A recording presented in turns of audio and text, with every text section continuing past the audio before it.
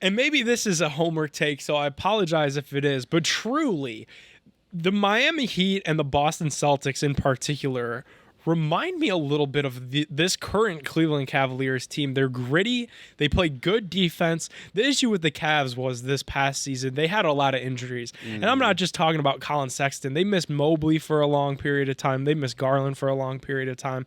But at one point, the Cavs were one of the best defensive rated teams in the league.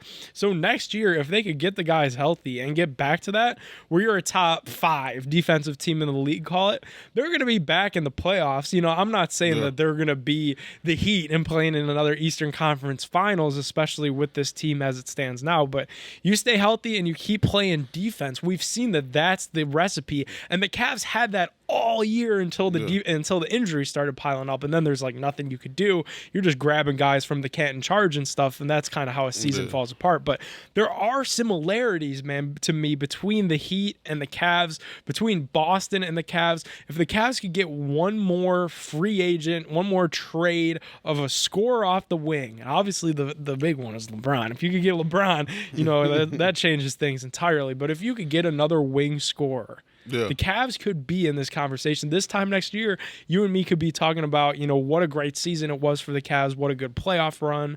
I think they're really right there. I do too, because I feel like with these young teams that are good, man, once they start to gel and you keep them together, it's only up. And I feel like a lot of these things happen on these teams where they get this young team that gel, and then even though they're, you know what I'm saying, they're not getting that far in the playoffs or whatever, they think they need to break it up.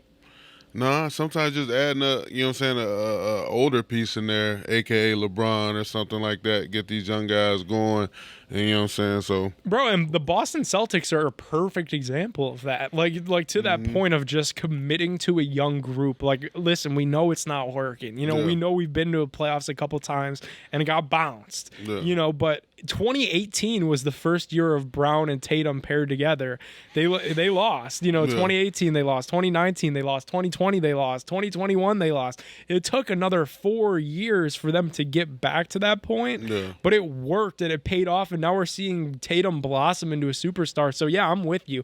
Keep this Cavs young core intact, and good things will happen, like the Heat. You know, the Heat, most of those dudes are undrafted guys. You know, Strus, undrafted. Vincent, undrafted. It's just that they've had that cohesion together that it doesn't matter if they're undrafted. They're balling. They got good chemistry, and it's important in basketball. So, yeah, I would love to see the Cavs stay together and be one of those young teams on the rise, so to speak. And if things don't work out, you know, with Garland, Mobley, and Allen, don't blow it up. You know, don't trade Jared Allen just because things aren't working right now. I'd try to do anything in my power if I was Kobe Altman to keep those dudes together. For sure.